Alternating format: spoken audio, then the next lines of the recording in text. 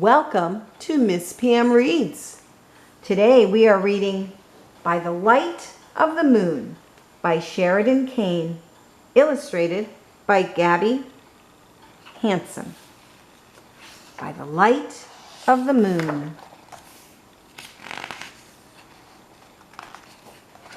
Ooh, these pages are nice. By the Light of the Moon, Sheridan Cain, Gaby, Hansen. The moon shone bright in the evening sky as Mother Mouse watched over Little Mouse. He lay curled and snuggly tight, a grassy nook for his bed.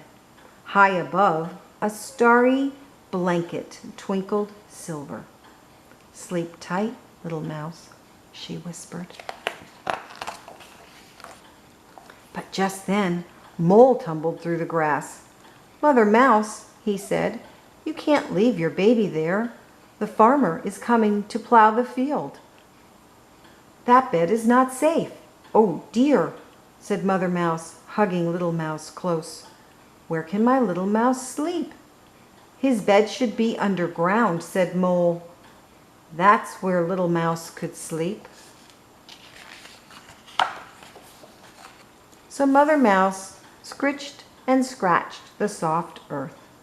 Soon the hole was deep, and she tucked Little Mouse into his new bed. Little Mouse snuggled down, but he could not fall asleep. There was no moon.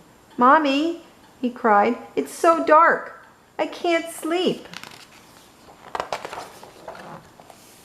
Owl, watching from the willow tree, heard Little Mouse cry. "Mother Mouse," he said, "that bed is much too dark for Little Mouse." "Oh my," said Mother Mouse, "where can my little mouse sleep?" "Where the moon is brighter," said Owl. "Up there in the tree is where Little Mouse could sleep." Mother Mouse spotted an empty nest, and she placed Little Mouse in his new bed. Little Mouse snuggled down, but the wind was strong and his bed felt wobbly. "Mommy," he cried, "I'm dizzy. It's very high up here. I might fall out."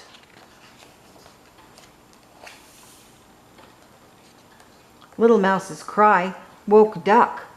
"Mother Mouse," she cried, "that bed is much too high for Little Mouse." "Oh no," said Mother Mouse. "Where can my little mouse sleep?" "A bed of reeds would be cozy," said Duck. "That's where Little Mouse could sleep." So Mother Mouse carried Little Mouse to the river's edge. She hopped and jumped and flattened the reedy leaves. Placed Little Mouse in his new bed. Little Mouse snuggled down, but soon he felt cold. "Mommy," he cried, "I don't like this squishy squashy bed. It's damp. I might sink." Mother Mouse carried Little Mouse back to the riverbank. Hugging him tightly, she hung her head and sighed. "Where, oh where, can my little mouse sleep?"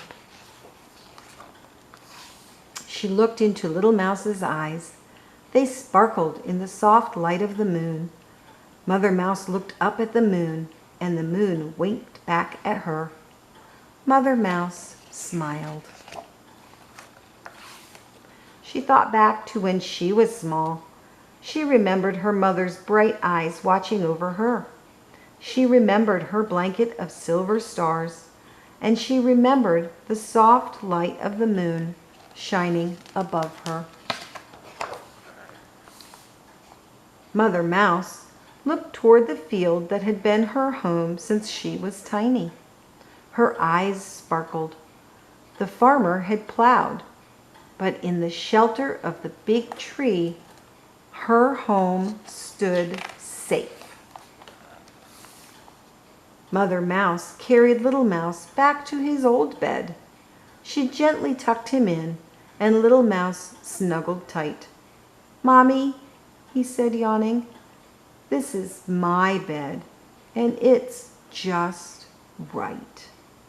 "Of course it is," said Mother Mouse.